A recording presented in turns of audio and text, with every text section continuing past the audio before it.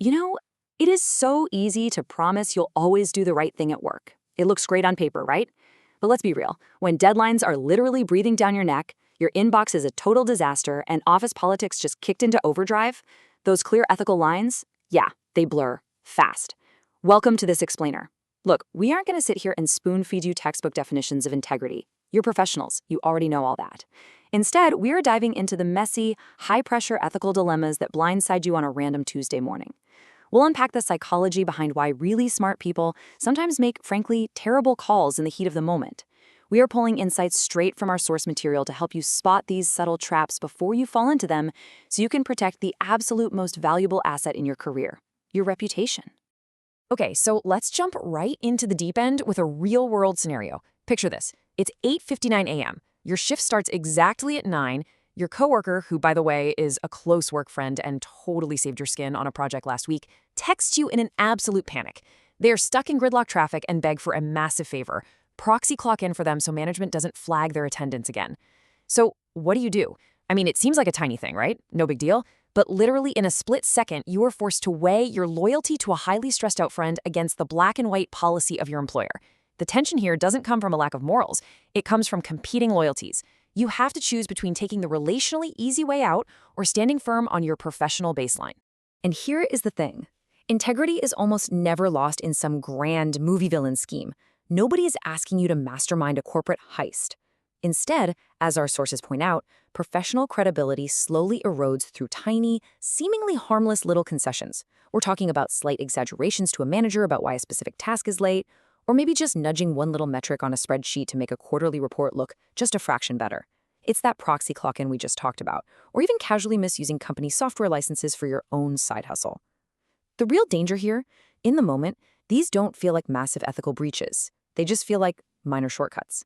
But these micro-compromises lay the absolute groundwork for major professional disasters. They slowly desensitize you, making it that much easier to break the rules when the stakes actually get high. Now, we all know the basic concept of an ethical dilemma, but the source material highlights something genuinely fascinating about how these moments actually work.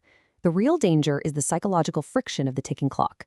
Think about it. You almost never have the luxury of sitting at your desk, sipping coffee, and writing out a nice, calm pros and cons list. Nope. You are pressured to make a zero-sum, split-second choice right there in the hallway, or instantly over a Slack message. You have to rely entirely on whatever baseline moral compass you've built up to that exact millisecond. That friction between the urgent panic of the moment and the heavy weight of doing the right thing is exactly why so many well-intentioned professionals stumble. It's a completely impromptu stress test of your character, and it hits without any warning whatsoever. All right, let's dial up the stakes a bit. Imagine you just made a colossal error on a huge, high-visibility project. You just realized you sent a confidential, totally unredacted email to the wrong client. Your stomach drops. Your heart rate spikes. In that exact second of pure, unadulterated panic, your first thought usually isn't to immediately call your boss and fix it. Let's be honest. The overwhelming urge is to hide it. The impulse to just sweep that errant email under the rug and pray to the universe nobody ever notices, that is a primal survival instinct kicking in right at your office chair. The sheer psychological pressure makes you want to hit undo on reality, because hiding it feels like the absolute fastest way to stop the immediate pain of failure.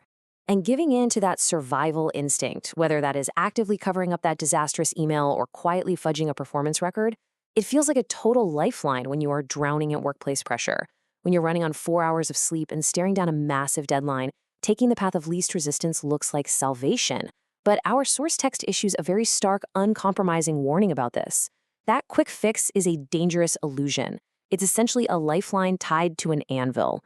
Because by choosing the cover-up over accountability, you aren't just solving a momentary problem. You are setting a deeply toxic precedent.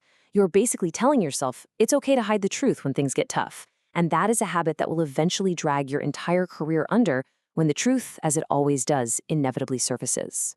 So what it really boils down to is a brutal trade-off between two entirely different timelines. On one side of the scale, you've got the fleeting, melting convenience of the short-term fix.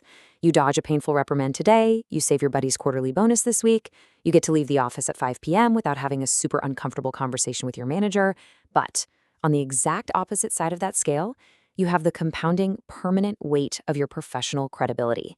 The source material hammers home a harsh reality that every seasoned pro knows. In the business world, trust is painstakingly built over decades of consistent, honest behavior. but it can be permanently shattered in a single convenient second. And once you are tagged as someone who lacks integrity, regaining that respect is next to impossible. So the next time you find yourself standing at one of these quiet, everyday crossroads, whether it's spotting an alarming typo on a financial report or getting that panicked text from a coworker running late, you really have to ask yourself the hard question. Is a fleeting moment of convenience actually worth sacrificing your lifelong professional credibility? Remember, your reputation doesn't just magically reset when you switch departments or jump to a new company. It travels right along with you. It echoes in reference checks and industry networks way, way after the stress of a single Tuesday morning fades away. Protect it fiercely, because it is the one thing you absolutely cannot easily buy back. Thanks for joining me for this explainer. I really hope this helps you navigate those inevitable high-pressure moments with a little more clarity and a whole lot more confidence. Catch you next time.